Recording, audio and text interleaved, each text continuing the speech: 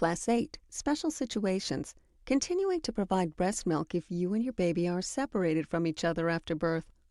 If the unexpected happens and your baby's birth doesn't go as planned, help is still available to assist you with breastfeeding.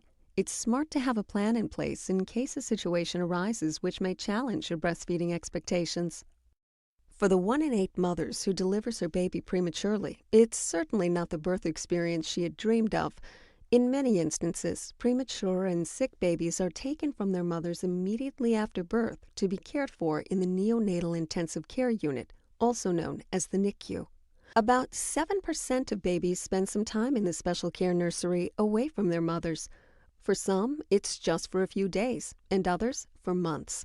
If you and your baby are separated from each other after birth, you can still provide your breast milk, although it may be a different experience from what you had envisioned. Giving your baby your breast milk is still the most important thing you can do at this time. Your breast milk is uniquely suited to the needs of your own baby. It not only provides easily digestible food and nutrition, but protects your baby from many diseases and complications. It also helps the baby's brain development. Your breast milk is like a very special medicine for your baby that only you can make.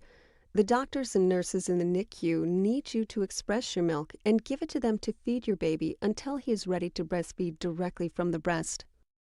If your baby is separated from you after birth and is sent to the NICU for short-term or long-term care, you may feel helpless and at a loss for what to do. One of the best things you can do is to begin pumping right away, within about 6 hours after birth, if your baby is unable to feed at the breast. You may be tired and sleepy after a long labor, but ask your nurse to set up a hospital-grade double electric pump so you can start the process of milk production as soon as possible. It's important for you to pump as often as your baby would breastfeed, at least 8 times in 24 hours. Don't worry if you don't see any colostrum in the first few times you pump. The pump is not as efficient as a baby in getting out the early milk, so it may take a few times of pumping before you see results. Once you begin expressing colostrum, the nurse will collect and store it to be fed to your baby as soon as she is ready. Continue pumping every 2 to 3 hours during the day and at least once at night to build a plentiful milk supply. Babies born 3 or more weeks before their due dates are considered preterm and may need extra care in the neonatal intensive care unit at the hospital. As soon as your baby is stable, ask the NICU doctors and nurses if you can begin holding your baby skin to skin. Research has shown that skin-to-skin care for premature babies helps them regulate their heart and breathing rates. It also helps them grow and develop better than if cared for only in isolettes. It's important to begin pumping early and often in order to establish a plentiful milk supply. Mothers are encouraged to pump about 25 to 34 ounces of milk by the time they reach 10 to 14 days after birth to establish a robust milk supply. This allows plenty of milk when the baby is ready to begin breastfeeding. Any extra milk can always be stored for later use. It's important to learn how to collect and store your milk safely so it can be given to your baby when it's needed. Always pump into clean containers. Sometimes the hospital will provide containers and lids for you to use. Label each container with the baby's name, date, and time collected. Then, store in either the refrigerator or freezer, depending on your NICU's instructions. Make sure you clean your breast pump parts and containers well and let them dry completely after each use. It can be such an exciting time when your baby finally begins to breastfeed. Again, it will take time and practice for both of you to become proficient at breastfeeding. Remember, any feeding at the breast, just nuzzling and licking, is considered a success.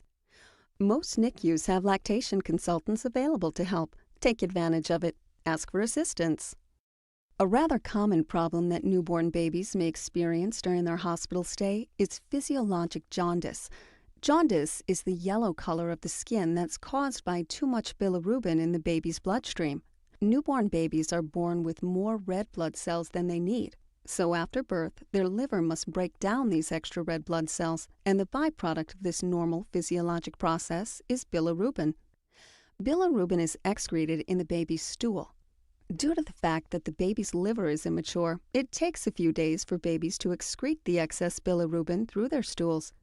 Bilirubin is not excreted very quickly, and the baby's skin can become yellowed or jaundiced. Your baby's healthcare provider may become concerned if the bilirubin level is excessive and could put the baby under phototherapy lights to assist in clearing it from the bloodstream. Your colostrum has a laxative effect, so breastfeeding more frequently will increase your baby's intake of colostrum, thus cause the baby to have more stools. This will help clear the bilirubin out of the bloodstream. If for any reason you feel that breastfeeding is not going well, the solution is to fix the breastfeeding, not to give the bottle of formula.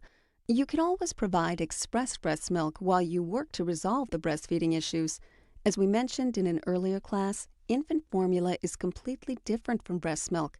It can interfere with breastfeeding, particularly when first getting established, and can increase your baby's risk for illness. Make sure you know who your breastfeeding helpers are and how to get in touch with them. Don't be afraid to ask for help. Mother's own milk is by far the optimal nutrition for infants, and breastfeeding is the best way to feed infants. But there's another option when a mother has made the decision to stop breastfeeding or not to breastfeed at all. A mother can exclusively pump her milk and give it to her baby by bottle. It's not a decision to be taken lightly, as it takes a lot of work and planning. The goal for all mothers and babies is to get the best outcomes possible. When the end result is a healthier baby, all the extra effort and hard work are worth it. Our next class will explore the situation that many mothers face, returning to work or school after the baby is born.